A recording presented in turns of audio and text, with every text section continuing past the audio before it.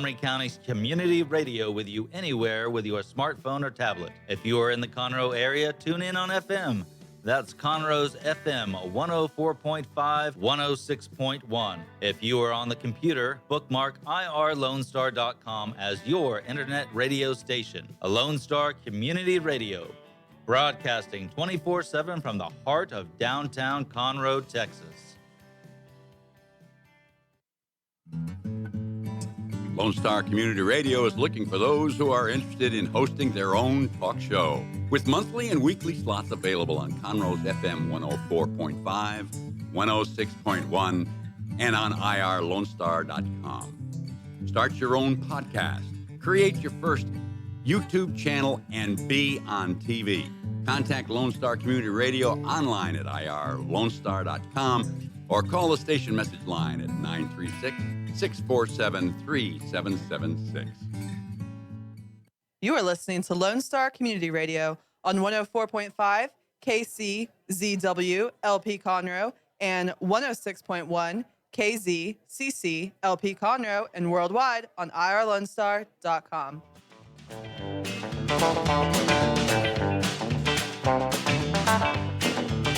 Good afternoon. Welcome to the Extension Hour. I'm Amy Rustler, County Extension Agent for Family and Community Health, and I have my new coworker here. Yay! I have Becky Smith, and she is our Assistant Family and Community Health County Extension Agent. And I kind of said that backwards because you've noticed we like words. We use lots of words, and we use lots of acronyms as well. So trying to get used to this can take a little bit of time. So I try really hard not to do that on the radio and try to explain what I'm talking about.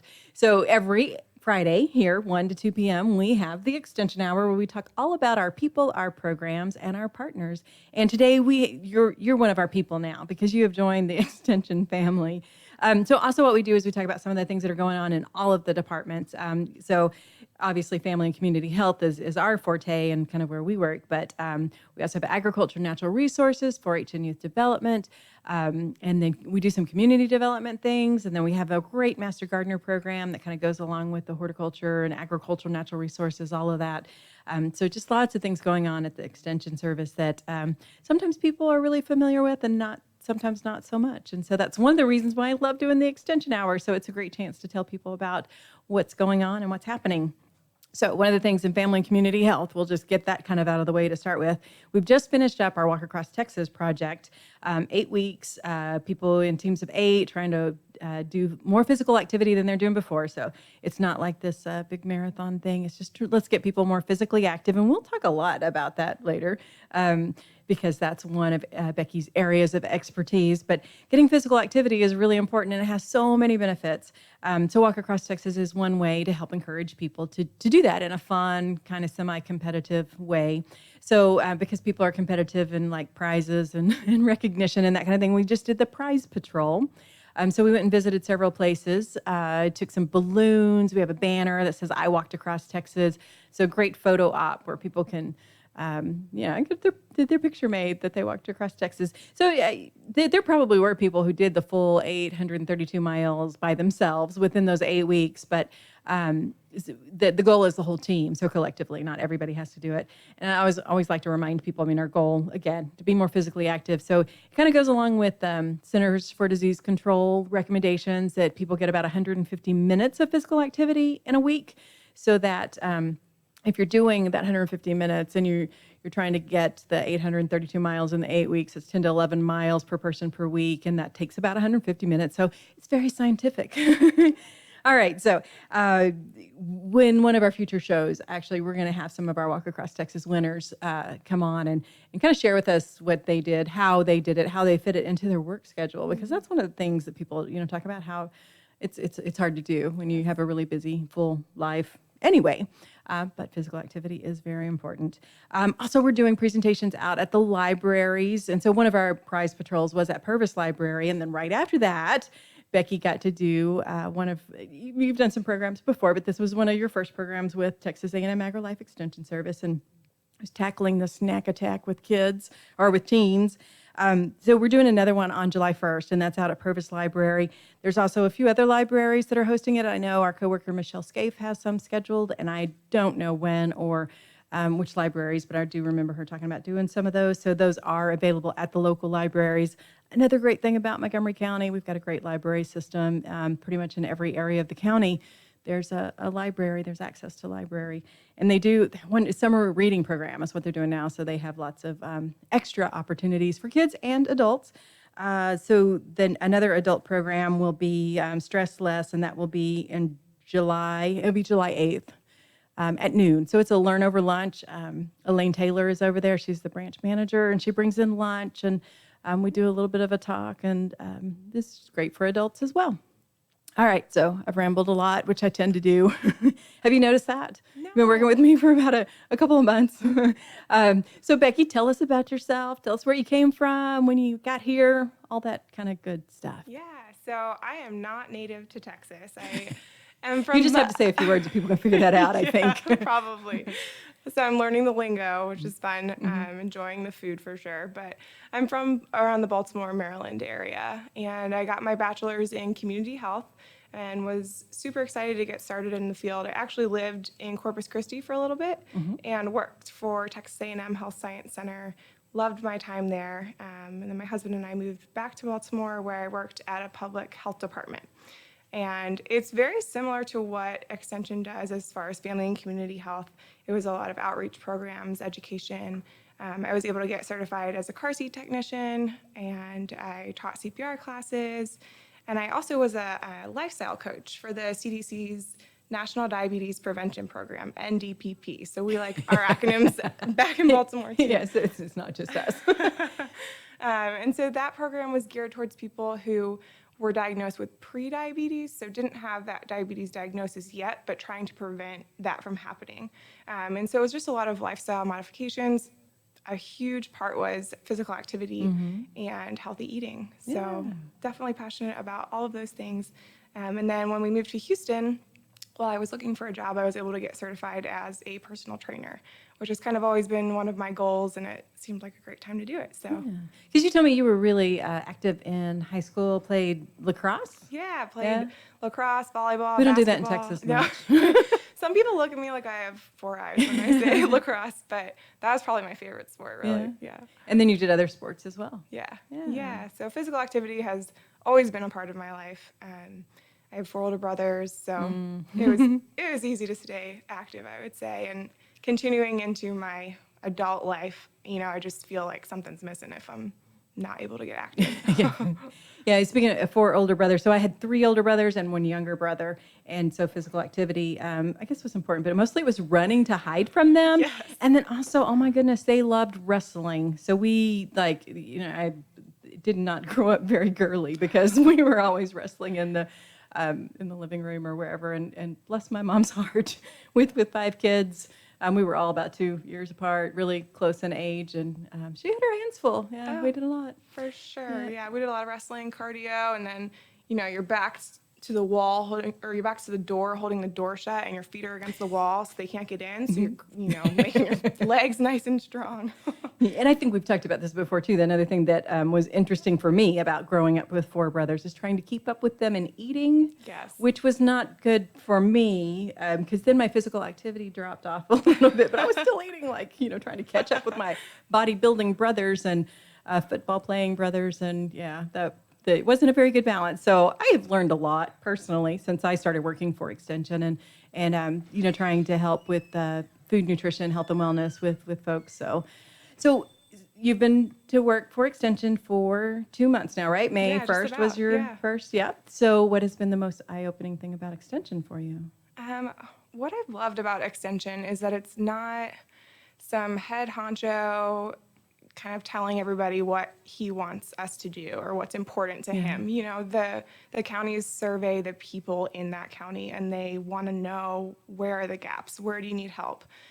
What education can we give? And I think that Extension really embodies their vision statement of wanting to help Texans live better lives. And it's not just one person kind of with their agenda of what's important to them. It's really finding out what the community needs and then addressing those needs. I love that it's always evolving. So if there's a new need, then Extension will use evidence-based research and science to create a new program to meet that need and to help educate. So I think that's fantastic. Yeah, no, I agree.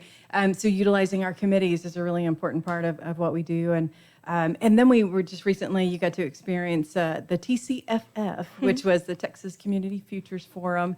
So asking the community members what's important. And we actually got the most feedback through our online survey. In the next 3 to 5 years, what do you see are the most important issues facing Montgomery County? And as you can imagine, some of the things that came up were transportation. This county's growing really fast. And interestingly, there's not a lot that we can do specifically about transportation. I mean, we don't build roads.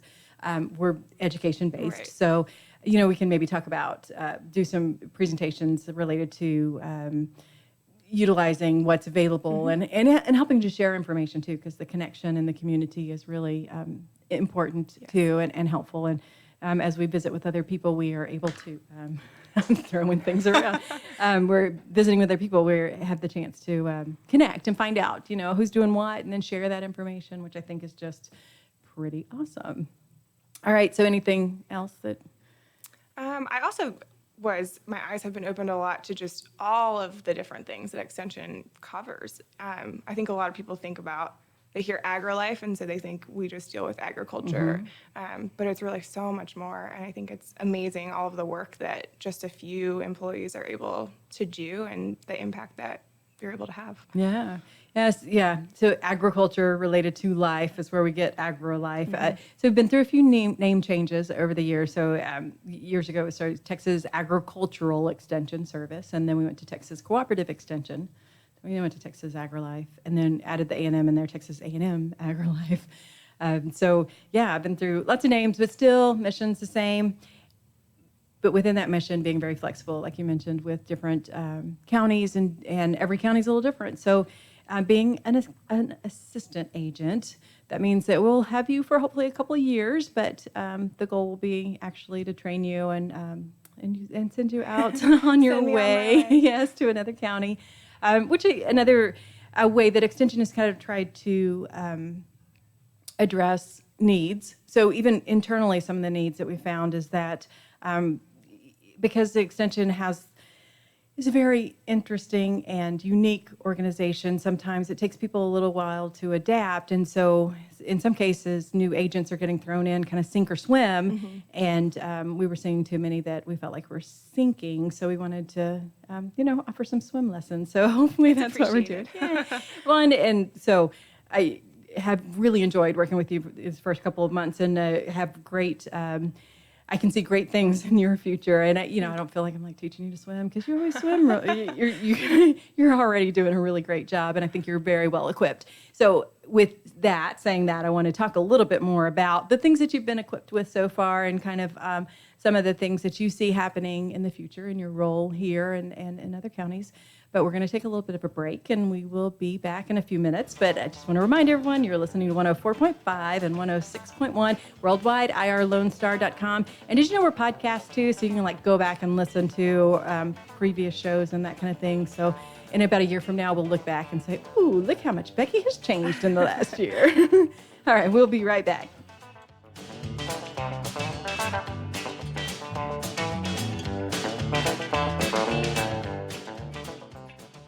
Family and community health programs provide science-based education designed to improve the overall health and wellness of individuals, families, and communities.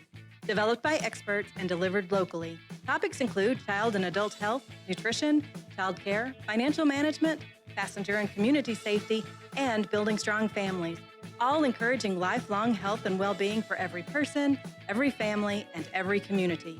We are Texas A&M AgriLife Extension, helping Texans make their lives better.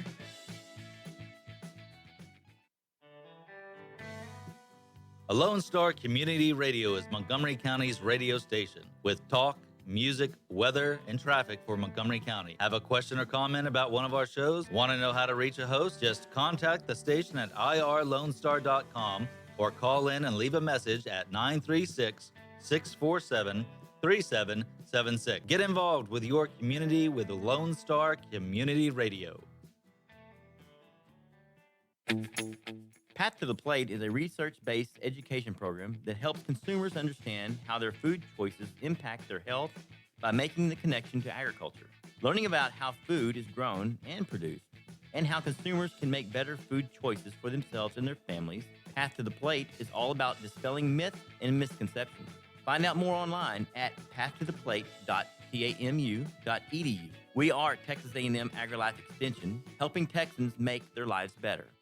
Hey guys, this is Connor. This is Dick. This is Chris. And we're with the Ticket Stub Podcast every Thursday live at noon on 104.5 and 106.1 FM in the Conroe area. Also, anytime at irlonestar.com. You go to irlonestar.com/TTS. You can find all of our social media. And don't forget, we give away 2 tickets to the Grand Theater on every show. If you like movies and you like complaining or celebrating anything that has to do with the silver screen, check out the Ticket Stub Podcast and join us every Thursday at noon o'clock on Lone Star Community Radio.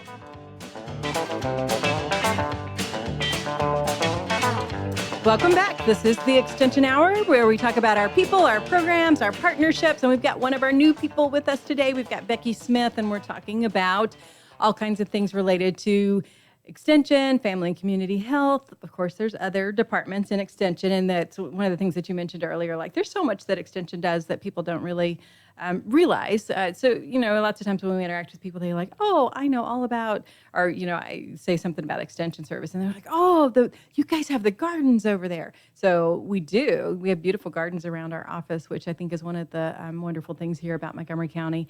We've got over 400 Master Gardener volunteers who participate in the program, and so they come out on Wednesdays. They tend to the gardens.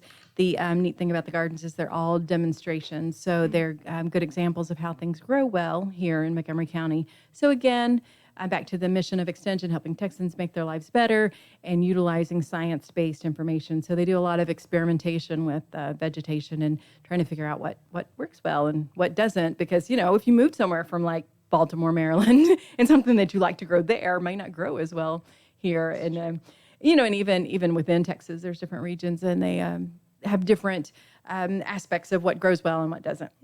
Speaking of the Master Gardeners, they do a Saturday series of classes. So once a month on a Saturday, they host an event for the public. And they do other things as well, but this is one of the things that they consistently do, which is pretty awesome. So they put out a calendar for the entire year of the educational outreach classes and events that they have. So Open Garden Days, they do twice a year. We had one back in May, and there'll be another one in November.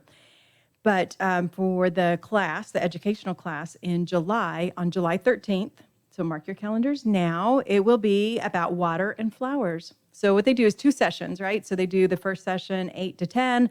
They do the second session 10:30 to 12:30.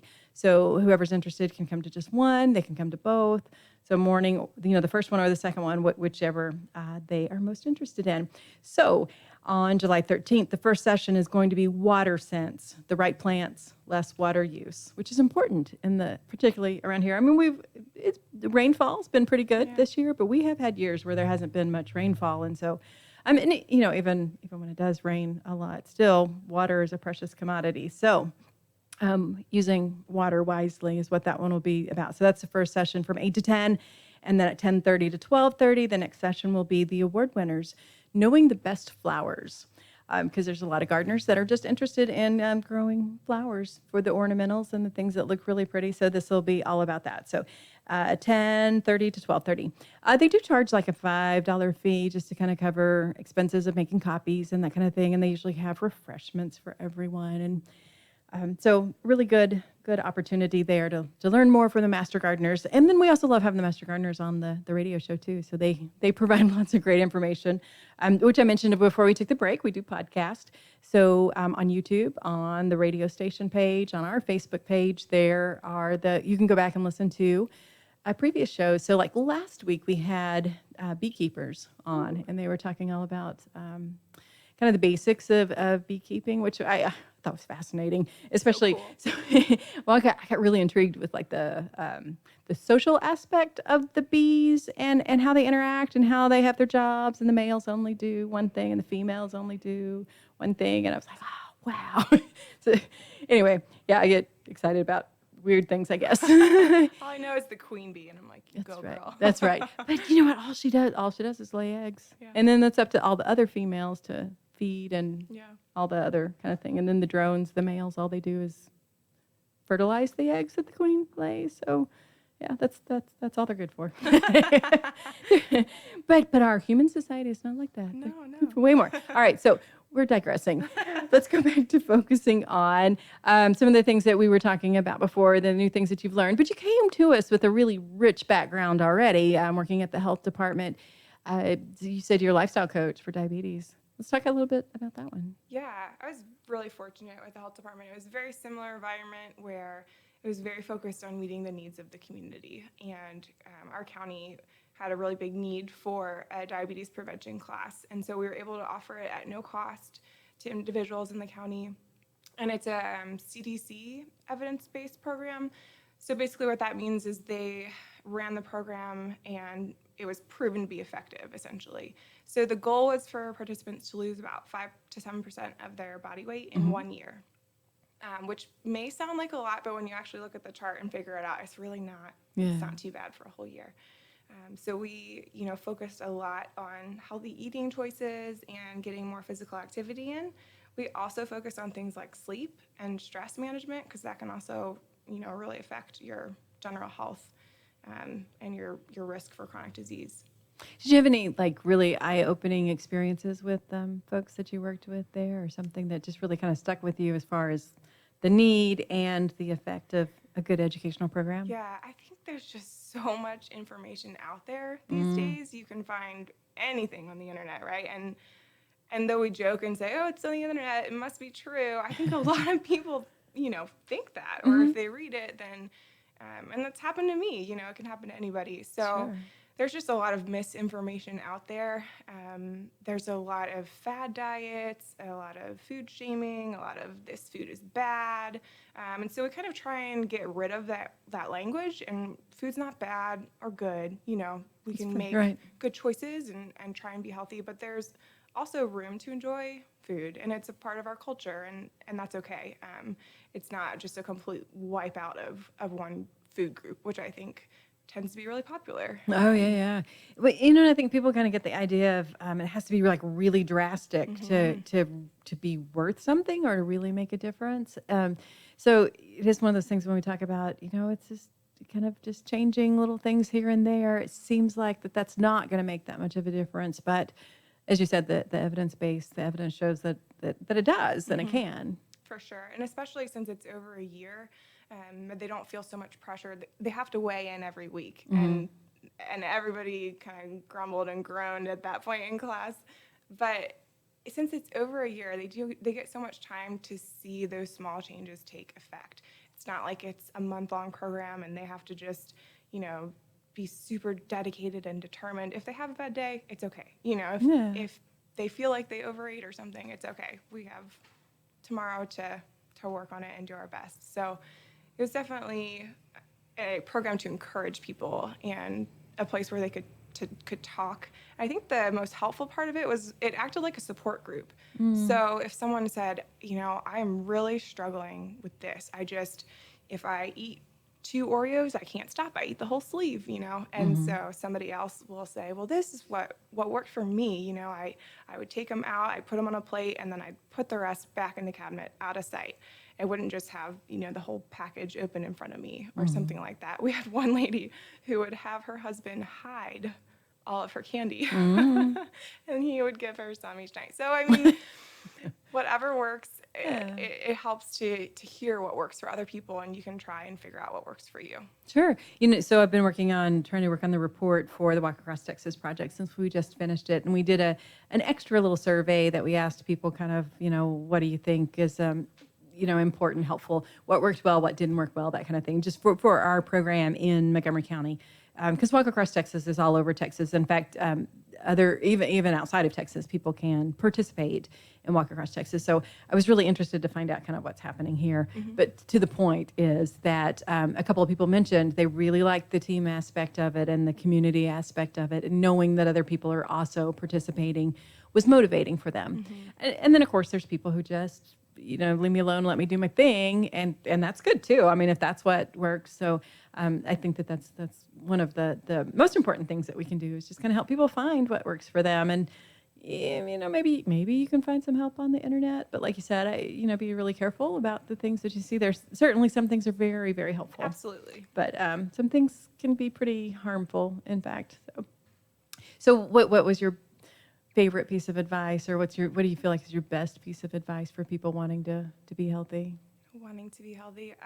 Well, obviously MyPlate is a great resource. Mm-hmm. We definitely encourage all of that website's information. Mm-hmm. We trust them. It's been. So just to clarify, we're not talking about Becky's plate that she has on a literal no, plate. I don't have a plate. That's what USDA calls their.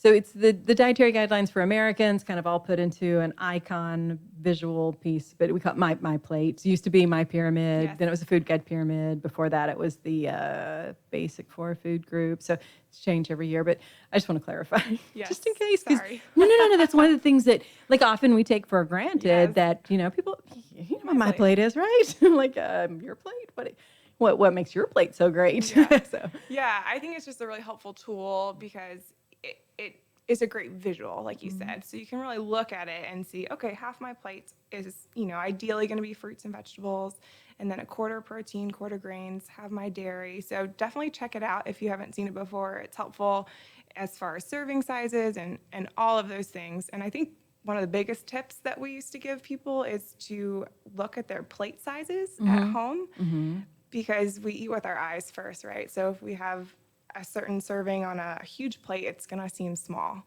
and it's going to not feel like enough. Whereas if you put that same serving size on a smaller plate, it looks like you're getting a lot more. So you can kind of almost trick your brain. Right, literally psych yourself out. Yeah. So my plate is actually based on a 9-inch plate, right? So the average American plate now is like 10 to 12. 11, Yeah, it's larger. And then if you think about what restaurant plates look like, they're generally platters. So sometimes that's enough for 2 or 3 meals. But, on the plate, like you said, it looks like you're not getting as much. So, yeah, that's good tip. So choosemyplate.gov is the website. So www.choosemyplate.gov. And that has some really great information. In fact, we use those 10 tips a lot.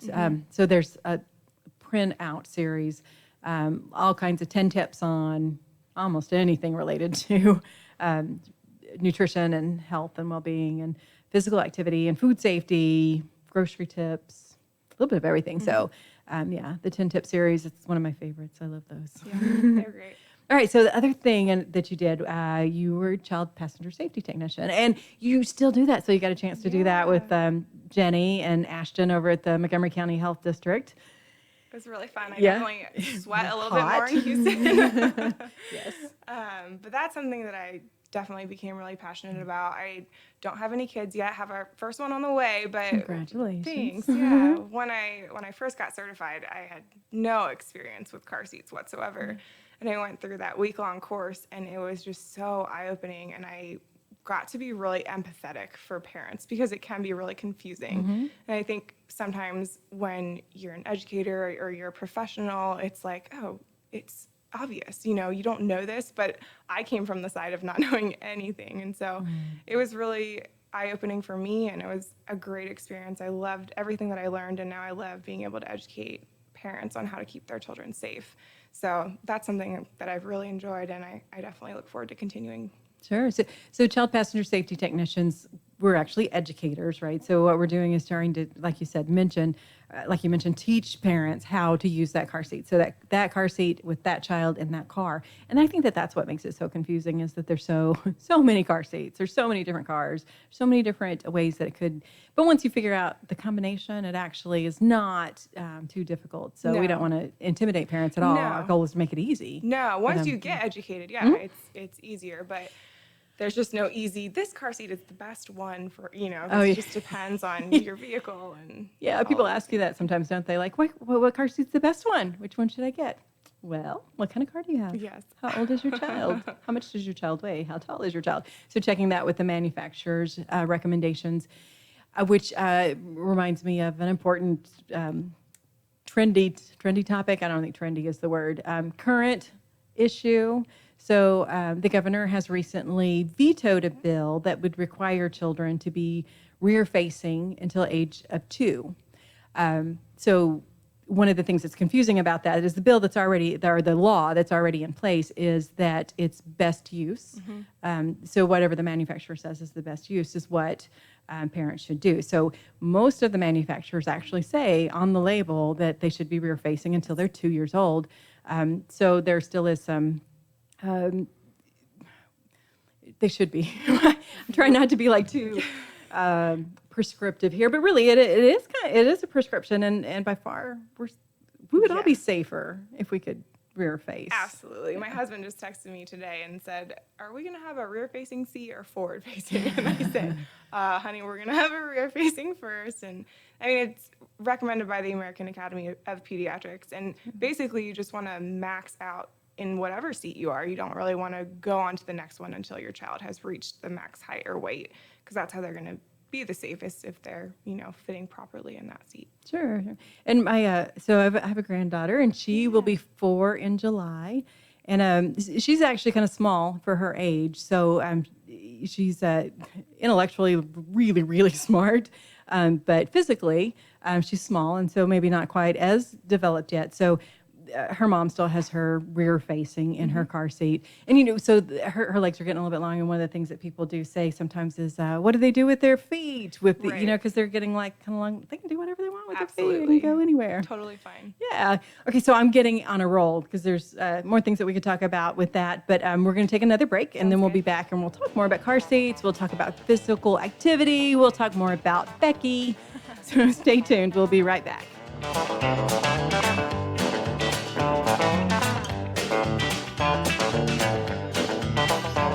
You're going to need me. You're going to need us. All of us. You're going to need our help with your water, your air, your food. You're going to need our determination, our compassion. You're going to need the next generation of leaders to face the challenges the future will bring. And we promise we'll be there when you need us. Today, 4-H is growing the next generation of leaders.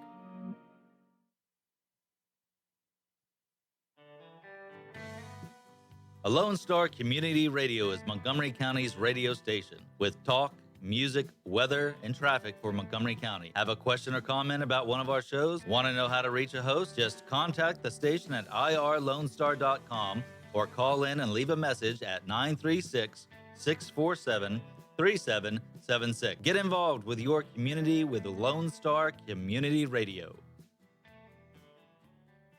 An estimated 1 in 10 births will result in a neonatal intensive care stay, also known as the NICU.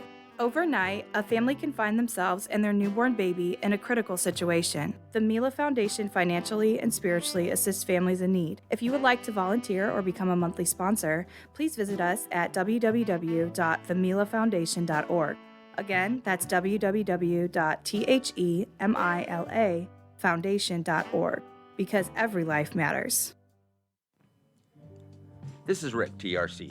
Every Tuesday on my show, Afternoons with Lone Star from 3 to 7, I play back-to-back classic rock hits. That's right. I like to call it a 2 for Tuesday or a 3 for whatever it is you'd like.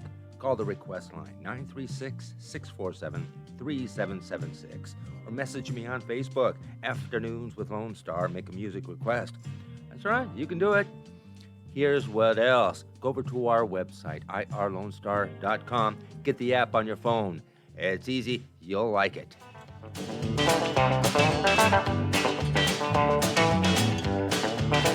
And we are back with the Extension Hour. People, programs, partnerships. Becky Smith, she's our new assistant county extension agent for family and community health. Lots of words. We talk a lot. Yep. So we have been talking about a lot of things about Becky and her background and where she's at and some of the things that she's passionate about in terms of being an educator. And so we left before the break talking about car seats. So rear facing, most manufacturers recommend that children be rear facing until they're 2, and the American Pediatric Association also mentions that. And so Becky is going to have the opportunity to practice that soon. So in December, and you said that your husband was asking, see, which we laugh about, but it was a legitimate question. Absolutely. And and until you really start looking into it, it's hard to know how confusing it is. Definitely. Yeah. So rear facing is safer, just again what I mentioned before, because of developmentally, and then it doesn't even pass 2. It's fine for children to continue to be rear facing. So what do you think is the most challenging thing for parents when they're learning about car seats? Well, like you said, I think that there's different bells and whistles, which can kind of make things a little more confusing. But I think if you just stick to the basics and focus on how to, strap them in correctly and making sure that the seat is properly installed in the vehicle. I mean, those are really the two biggest things. There are lots of little things also, like when they're rear facing, you want that webbing of the harness to be at or below the shoulder, because that kind of cups the shoulder and gives an extra level of protection. While they're rear facing. While they're rear facing. And then it changes when you flip them around. So I think that's why it can be confusing sometimes, but when it's explained why, and there are some great crash test videos on YouTube that can really help show why the recommendations are the way that they are. And so I think once the education is given, it becomes a lot less confusing because it makes sense. So yeah. So when we talked about opportunities for parents to learn, so I mentioned that this past week you went out and helped Ashton Herring, who is with the Montgomery County Hospital District, and then also Jenny Adams, who is in our office. She's our Family and Community Health Coordinator, who is also a certified child passenger safety technician. And so every other Wednesday, roughly, Ashton does car seat checks there at the hospital district. And so you can find that information online at the mchd-tx.org, and you can sign up for a time to get your car seat checked. And then there's lots of good information on that line. And actually, there's another one, www.mocokids.org.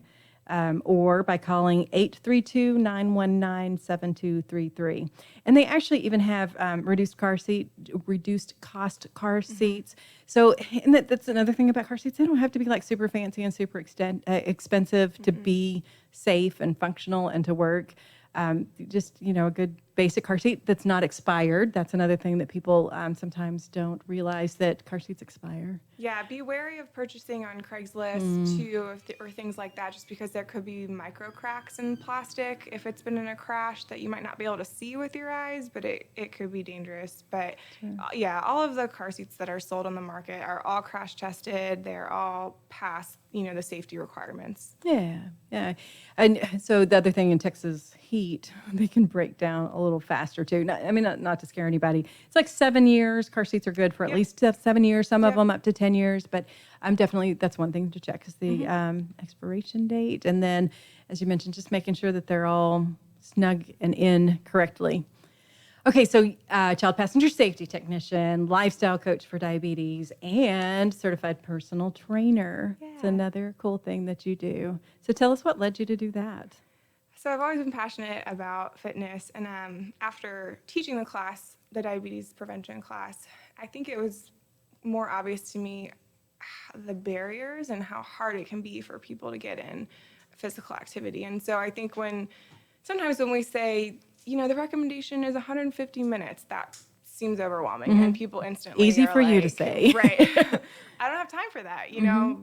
I get it. Schedules are crazy these days. Life is busy. But the good news is it does not have to be an hour at the gym to count as physical activity. So we talked a lot about, breaking it up into small chunks, 5-10 minutes, that counts. That all starts adding up towards that 150 minutes.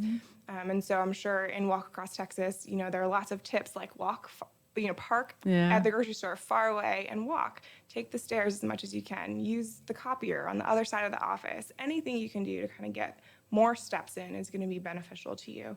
And also just sometimes if you're a beginner and you're just starting out, don't focus on 150 minutes. I got to get to it. Anything is better than nothing, and small goals are important. So shoot for 5 to 10 minutes a day and slowly increase as you can, were kind of the bigger things that we focused on.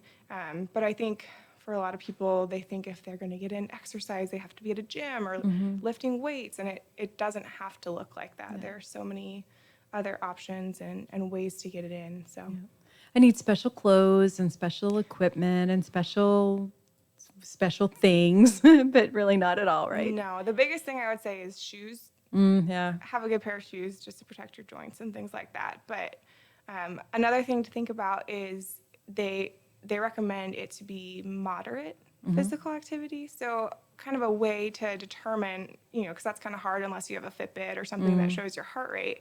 So an easy thing is called the talk test. So when you're walking or doing your physical activity, you want to be able to have a conversation with someone, but you shouldn't be able to sing. If you start singing, you should get out of breath, basically, if you're working at a moderate pace.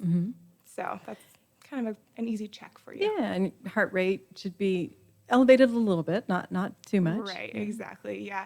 So there's all kinds of, again, information online about heart rate and things like that. It's typically best to talk to your doctor or to work with a certified personal trainer or a professional just to be sure that, you're cleared and the level of moderate or vigorous or wherever you're at is going to be safe and healthy for you.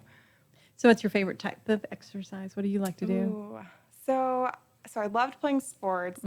Unfortunately, because of that, I've torn my ACL 3 times. So had to kind of give that up a little bit.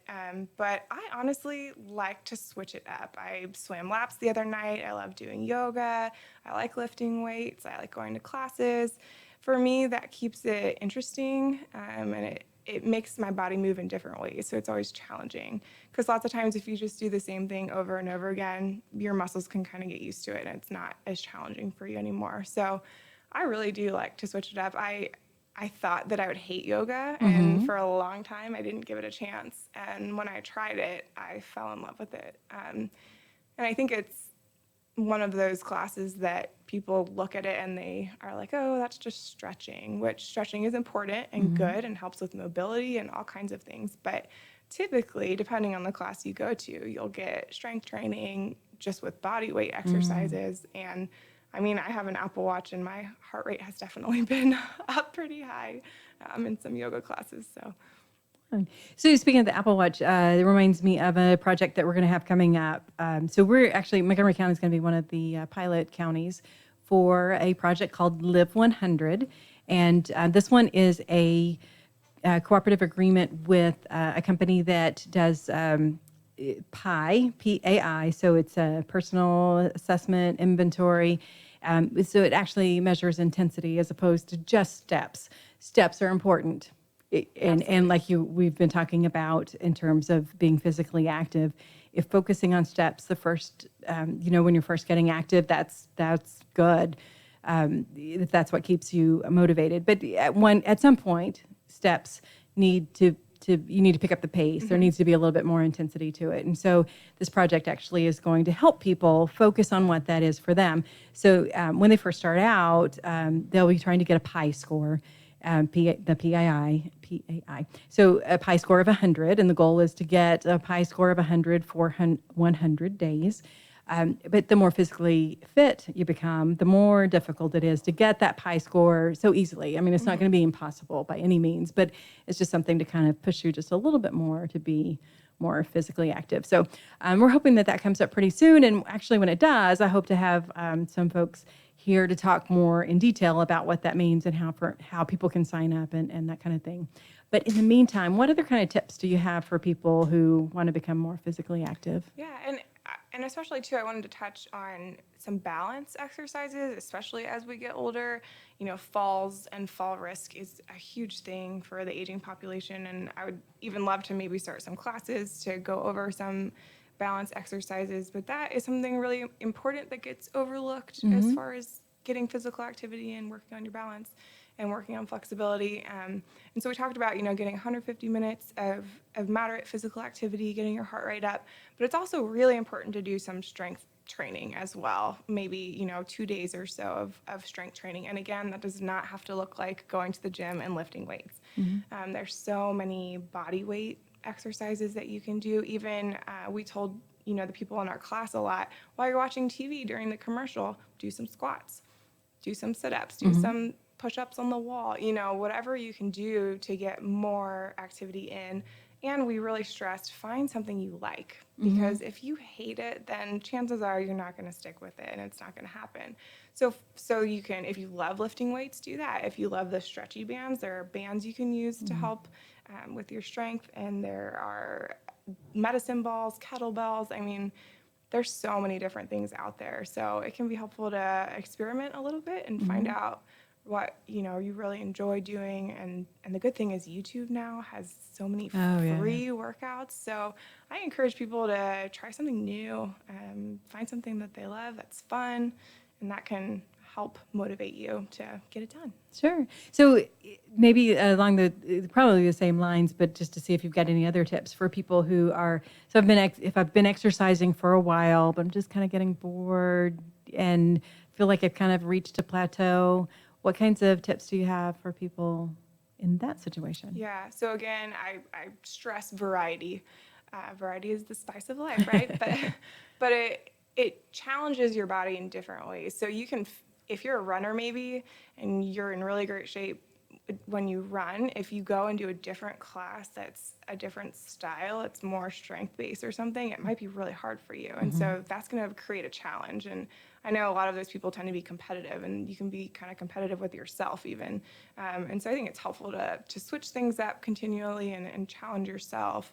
And try new things. I tried yoga and I loved it. I thought I would hate it. So I am all about, so many gyms will give you a free first class pass. So use those, take advantage of it. Sure. Okay, so we've got more things that we want to talk about, but we're going to take another little break, and we'll be back with a few more little tips from Becky Smith, our Assistant County Extension Agent for Family and Community Health, right here on the Extension Hour. We'll be back.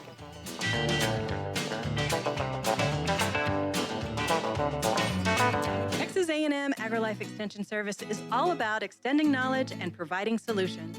We do that by using science-based information to create high-quality and relevant education for the people of Texas.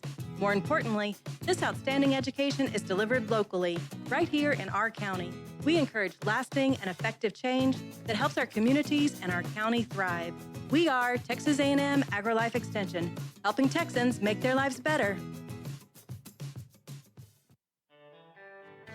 A Lone Star Community Radio is looking for those who are interested in hosting their own talk show, with monthly and weekly slots available on Conroe's FM 104.5, 106.1, and on irlonestar.com. Start your own podcast, create your first YouTube channel, and be on TV. Contact Lone Star Community Radio online at irlonestar.com or call the station message line at 936-647-3776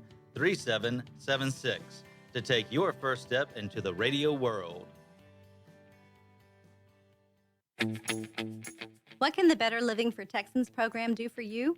You can learn how to increase your consumption of fruits and vegetables, choose foods that are relatively inexpensive and good to eat, make your food dollars last longer, prepare quick, nutritious meals, help your children learn how to eat healthier snacks, and much more. Our program is committed to helping people like you improve your health through providing research-based nutrition education in a friendly, cost-free, and relaxed environment. We are Texas A&M AgriLife Extension, helping Texans make their lives better.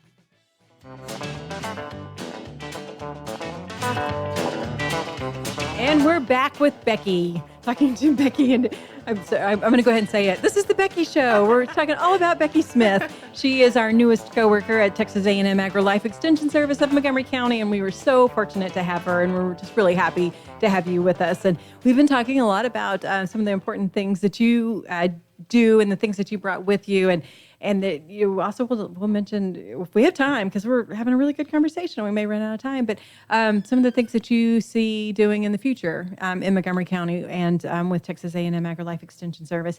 Before we get away, I want to talk a little bit about summer, 4-H, lots of things going on with them. So we don't have a whole lot of public events that happen necessarily in the summer because we're focused a lot on professional development kinds of things. And then like for 4-H, some of the things that are for kids that are already involved in 4-H. So one of the things coming up this next week is their senior leadership laboratory. We use the word lab a lot too, but anyway, so that's at Sam Houston State University. That's for our older 4-H members to help kind of develop some of their leadership skills. So it's pretty cool.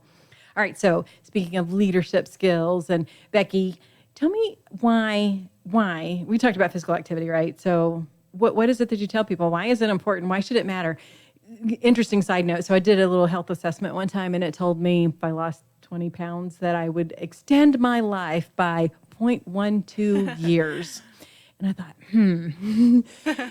by about a month, I could live longer if I was, which that's all, it's statistics. It has meaning, and it definitely need to lose the weight. So that's not, I wasn't arguing with that at all, but just, that's one of the things I think that comes up with people. Why does it matter? Why put myself through all that for what? Yeah, and I meant to kind of start with that because I think it's helpful to talk about the why before talking about the how, just because it can be motivating and like, oh yeah, I do need this. So obviously, like you said, it can extend your life, which is great. But more than that, it will improve your quality of life, which I think for people is huge. In the United States, the number one cause of death is heart disease, right? And so a lot of those risk factors for heart disease can hugely be prevented through physical activity and healthy eating, really.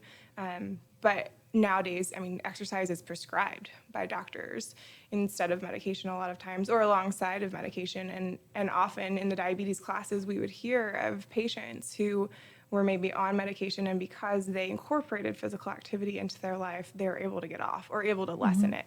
And not to say that medication is bad or anything like that, but exercise can be such a huge part of preventing chronic disease or assisting if you have been diagnosed. Kind of part of a holistic approach. So medication maybe, but the physical activity definitely is not going to make you worse. For sure. And more than just that, I have kind of a list here, so bear with me, but I do want to just stress there's so many positives. We could just sit here for an hour and talk about the benefits of physical activity.